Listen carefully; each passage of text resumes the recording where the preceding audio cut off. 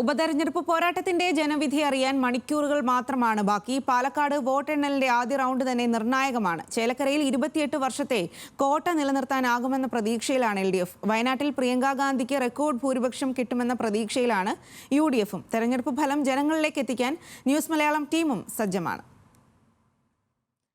പാലക്കാട് നിന്നും സരീഷും, ചേലക്കരയിൽ നിന്ന് ലെവിനും, വയനാട്ടിൽ നിന്ന് രതീഷുമാണ് വിവരങ്ങളുമായി ചേരുന്നത്. ആദ്യം പാലക്കാട്ടെ വിവരങ്ങൾ നോക്കാം. സരീഷാണ് അവിടെ നിന്നും ചേരുന്നത്. സരീഷ്, വലിയ പ്രചാരണത്തിനൊക്കെ അവസാനമാണ് പാലക്കാട് ജനങ്ങൾ പോളിംഗ് ബൂത്തിലേക്ക് എത്തുന്നത്. അതിൻ്റെ ജനവിധി അറിയാൻ ഇനി വെറും മണിക്കൂറുകൾ മാത്രമാണ് ബാക്കിയുള്ളത്. ഏത് രീതിയിലാണ് മുന്നണികളൊക്കെ ഈ ഒരു അവസാന നിമിഷത്തെ പ്രതീക്ഷകളൊക്കെ വെക്കുന്നത്?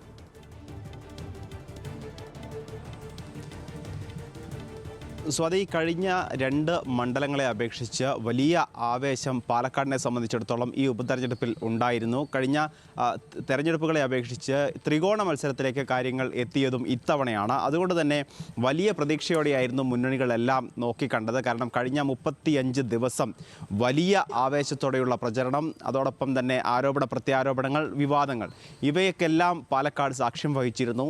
ഒടുവിൽ വലിയ വരവേൽപ്പ് ഒരുപക്ഷെ ഉപതെരഞ്ഞെടുപ്പിന് ജനങ്ങൾ നൽകും എന്ന് പ്രതീക്ഷിച്ച സ്ഥലത്ത് ജനങ്ങൾ താരതമ്യേന കഴിഞ്ഞ തെരഞ്ഞെടുപ്പുകളെ അപേക്ഷിച്ച് പോളിംഗിൽ പുറകോട്ട് പോകുന്ന ഒരു സാഹചര്യമായിരുന്നു ഉണ്ടായിരുന്നത്. 2021 75% പോളിംഗ് നടന്ന സ്ഥലത്ത് ഇത്തവണ 70% പോളിംഗ് മാത്രമാണ് രേഖപ്പെടുത്തിയത്. ഒരുപക്ഷെ ഉപതെരഞ്ഞെടുപ്പുകളിൽ നമ്മളെല്ലാം കാണുന്നത് ഇത്തരത്തിൽ പോളിംഗ് സാധാരണഗതിയിലുള്ള അല്ലെങ്കിൽ എല്ലാ സ്ഥലത്തും നടക്കുന്ന തെരഞ്ഞെടുപ്പിനെ അപേക്ഷിച്ച് പോളിംഗ് കുറയുന്നത് സാധാരണയാണ്.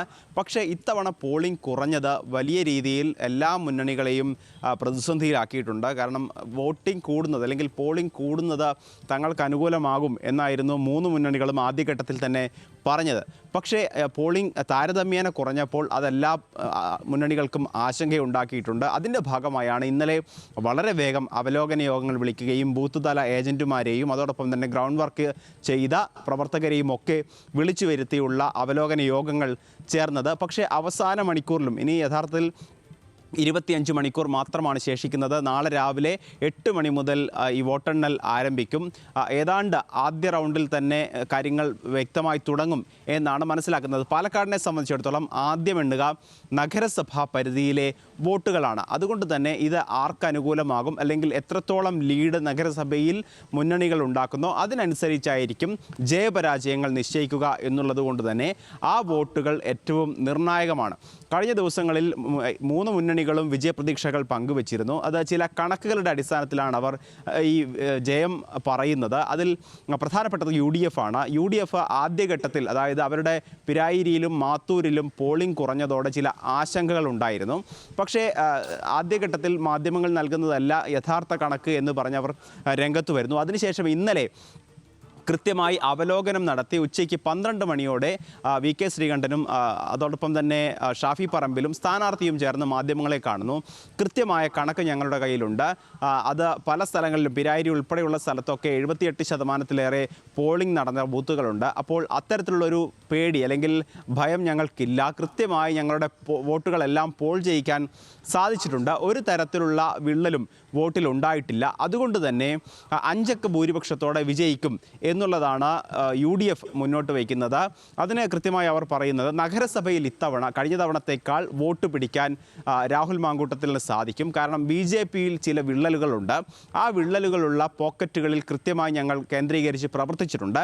അതുകൊണ്ട് തന്നെ പാലക്കാട് വെസ്റ്റ് ഏരിയ ഉൾപ്പെടെയുള്ള മേഖലകൾ, പ്രത്യേകിച്ച് BJPക്ക് ആദ്യഘട്ടം മുതൽ അല്ലെങ്കിൽ ഭാരതീയ ജനസംഘം മുതൽ ഇങ്ങോട്ടേക്കുള്ള ശക്തമായ കോട്ടകളിൽ പോലും വിള്ളലുണ്ടായിട്ടുണ്ട്. അവിടെ ഞങ്ങൾ പ്രവർത്തിക്കുകയും അതിൻ്റെ അനുസൃതമായ വോട്ടുകൾ ഇങ്ങോട്ടേക്ക് വരികയും ചെയ്യും എന്നുള്ള പ്രതീക്ഷ അവർ വെച്ചു പുലർത്തുന്നു.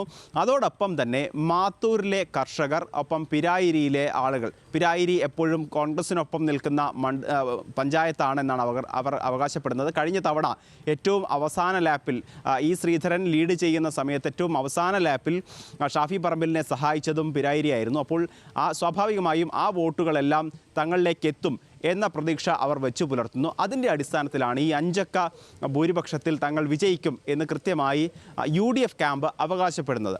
എന്നാൽ അതിനോടൊപ്പം തന്നെ അവർ പറയുന്നൊരു കണക്ക്, കഴിഞ്ഞ പാർലമെൻറ്റ് തെരഞ്ഞെടുപ്പിൽ താരതമ്യേന പോളിംഗ് കുറവായിരുന്നു.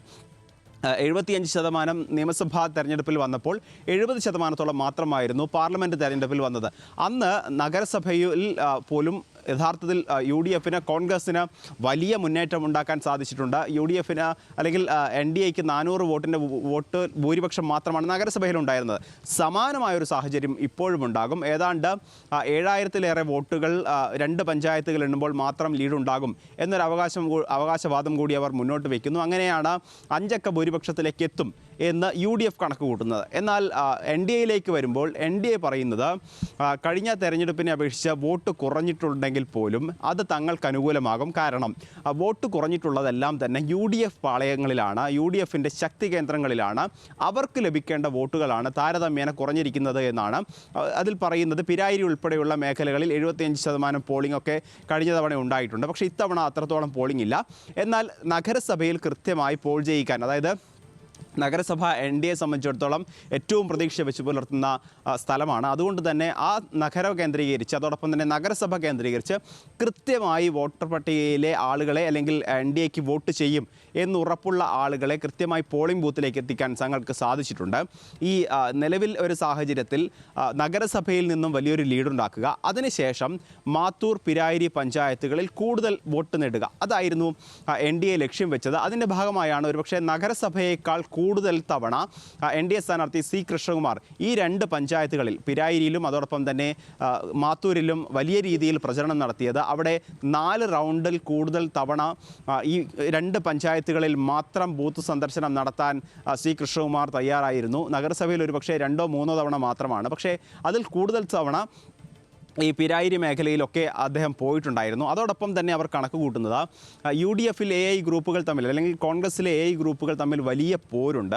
ആ പോര് കൃത്യമായി വോട്ടിൽ പ്രതിഫലിക്കും എന്ന് തന്നെയാണ് പല ആളുകളും, അല്ലെങ്കിൽ കോൺഗ്രസിൻ്റെ മുതിർന്ന നേതാക്കൾ പോലും, വാർഡുകളിലെ ബൂത്തുകളിലെ നേതാക്കൾ പോലും ഇത്തവണ വോട്ട് ചെയ്യാൻ എത്തിയിട്ടില്ല. അതോടൊപ്പം തന്നെ തെരഞ്ഞെടുപ്പ് പ്രചാരണത്തിൽ നിന്നും വിട്ടുനിന്നിട്ടുണ്ട്.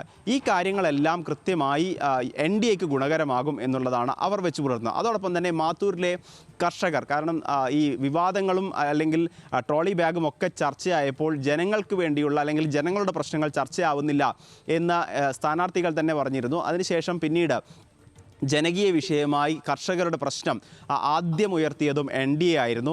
ട്രാക്ടർ സമരം ആദ്യം, അല്ലെങ്കിൽ ട്രാക്ടറുമായി ബന്ധപ്പെട്ട സമരം ആദ്യം പ്രഖ്യാപിച്ചത് NDA ആണ്. അതിനുശേഷമാണ് അതേ ദിവസം തന്നെ UDF അത്തരത്തിലൊരു റാലി സംഘടിപ്പിച്ചത്. എന്തായാലും അതിനുശേഷം കർഷകർക്ക് അനുകൂലമായ തീരുമാനങ്ങൾ ഉണ്ടായിട്ടുണ്ട്. അതുകൊണ്ട് തന്നെ NDAയെ സഹായിക്കാൻ കർഷകർ തയ്യാറാകും എന്നൊരു പ്രതീക്ഷയിലാണ് ഈ NDA ക്യാമ്പുള്ളത്. അതുകൊണ്ട് തന്നെ മാത്തൂരിലെ കർഷകരും തങ്ങൾക്ക് അനുകൂലമാകും എന്നതാണ്. പക്ഷേ അത്രത്തോളം പ്രതീക്ഷ അവർ കണ്ണാടി പഞ്ചായത്തിൽ വെച്ച് പുലർത്തുന്നില്ല. കാരണം കണ്ണാടി പഞ്ചായത്തിൽ കഴിഞ്ഞ നാളുകളിലെല്ലാം അല്ലെങ്കിൽ വലിയ രീതിയിൽ CPIMന് വോട്ട് സമാഹരിക്കാൻ കഴിഞ്ഞ ഒരു പഞ്ചായത്താണ്. അവിടെ കാലങ്ങളായി CPM ഭരിക്കുന്ന പഞ്ചായത്ത് കൂടിയാണ്. അവിടെ കൂടുതലായി വോട്ട് സരിന് ലഭിക്കും എന്നൊരു പ്രതീക്ഷ അവർ വെച്ച് പുലർത്തുന്നു. പക്ഷേ അവിടെയും ചില മാറ്റങ്ങൾ ഉണ്ടാകാൻ സാധ്യതയുണ്ട് എന്ന് BJP ക്യാമ്പ് അവകാശപ്പെടുന്നതിന് കാരണം ഇത്തവണ LDF സ്ഥാനാർത്ഥിക്ക്, അല്ലെങ്കിൽ P. സരിന് കൃത്യമായി പാർട്ടി ചിഹ്നമില്ല എന്നുള്ളത് തങ്ങൾക്ക് അനുകൂലമാകും. കാരണം പാർട്ടി ചിഹ്നത്തിലല്ലാതെ കോൺഗ്രസിൽ നിന്ന് വന്ന ഒരാൾ മത്സരിക്കുന്നു. അപ്പോൾ കോൺഗ്രസിനോട് എതിർപ്പുള്ള, അതോടൊപ്പം തന്നെ പാർട്ടി ചിഹ്നത്തിലോ അല്ലെങ്കിൽ ഇത്തരത്തിൽ സരിനെ കൊണ്ടുവന്നതിൽ താല്പര്യമില്ലാത്ത ആളുകൾ കോൺഗ്രസിനോടൊപ്പവും LDFനോടൊപ്പം നിൽക്കാതെ NDAയോടൊപ്പം നിൽക്കും എന്ന പ്രതീക്ഷ കൂടി അവർ വെച്ച് പുലർത്തുന്നുണ്ട്. അങ്ങനെ വലിയ രീതിയിലുള്ള പ്രതീക്ഷകളാണ് NDAയും UDFും വെച്ച് പുലർത്തുന്നത്.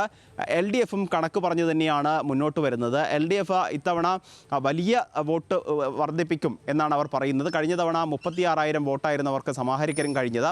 പക്ഷേ ഇത്തവണ അത് 50-ന് മുകളിലേക്ക് എത്തിക്കാൻ സാധിക്കും എന്നുള്ളത് തന്നെയാണ് അവരുടെ പ്രതീക്ഷ. അതിന് അവർ പറയുന്നത് കഴിഞ്ഞ തവണ ഈ ശ്രീധരന് കിട്ടിയ ഒരു സ്വീകാര്യത, അതായത് മുതിർന്ന ഉദ്യോഗസ്ഥനായിരുന്നു, അതായത് സിവിൽ സർവീസ് ഉദ്യോഗസ്ഥനായിരുന്നു, അതോടൊപ്പം തന്നെ ഡോക്ടർ എന്ന ഒരു ലാബിൽ അത്തരത്തിലുള്ള ജനകീയ മുഖം ഗുണകരമാകും എന്ന് തന്നെയാണ് LDF പ്രതീക്ഷിക്കുന്നത്. അതോടൊപ്പം തന്നെ ഈ തീവ്ര അല്ലെങ്കിൽ കൃത്യമായി ഇടതുപക്ഷത്തെ നോട് അനുഭാവം കാണിക്കുകയും എന്നാൽ UDFനോടും അല്ലെങ്കിൽ BJPയോടും ഒക്കെ താല്പര്യം പ്രകടിപ്പിക്കാത്ത ആളുകളും ഈ മണ്ഡലത്തിലുണ്ട്. അപ്പോൾ അങ്ങനെയുള്ള ആളുകൾ, അതായത് നിഷ്പക്ഷമായി നിൽക്കുന്ന ആളുകൾ ഒരു ജനകീയ മുഖമുള്ള സരിനിലേക്ക് എത്തും. ആ വോട്ടുകൾ കൃത്യമായി സരിനിലേക്ക് പോൾ ചെയ്യപ്പെടും എന്നൊരു കണക്കുകൂട്ടലുണ്ട്. അതോടൊപ്പം തന്നെ ഇത്തവണ പിരായിരിയിലും മാത്തൂരിലുമുള്ള വോട്ടുകൾ കൂടുതലായി LDF-ലേക്ക് വരും എന്നുകൂടി അവർ പറയുന്നു. തീർച്ചയായും കേഡർ വോട്ടുകളാണ്. കേഡർ വോട്ടുകൾ തങ്ങൾക്ക് അനുകൂലമായി ഉറപ്പിക്കാൻ അവർക്ക് സാധിച്ചിട്ടുണ്ട്. അതോടൊപ്പം തന്നെ നേരത്തെ പറഞ്ഞതുപോലെ നിഷ്പക്ഷമായി നിൽക്കുന്ന വോട്ടുകൾ കൂടി ഇങ്ങോട്ടേക്ക് എത്തും എന്നാണ് ഇന്നലെ ജില്ലാ സെക്രട്ടറി തന്നെ പറയുന്നത്. അപ്പോൾ അത്തരത്തിലുള്ള കണക്കുകൂട്ടലിലാണ് LDF പോകുന്നത്. എന്തായാലും കണക്കുകൾ തന്നെയാണ് അവർ വിശദീകരിച്ച് പറയുന്നത്. ഇന്നലെയാണ് കൃത്യമായി ബൂത്ത് ഏജൻറ്റുമാരുടെയും അതോടൊപ്പം തന്നെ അടിത്തട്ടിൽ അല്ലെങ്കിൽ ഓരോ ബൂത്തിൻ്റെയും ചാർജ് നൽകി പുറത്തുനിന്ന് ജില്ലയ്ക്ക് പുറത്തുനിന്ന് ആളുകളെ എത്തിച്ച് 3 മുന്നണികളും പ്രവർത്തിച്ചിരുന്നു. അവരാണ് ഈ കോർഡിനേഷൻ നടത്തിയത്, ഓരോ ബൂത്തിലും കോർഡിനേഷൻ നടത്തിയത്.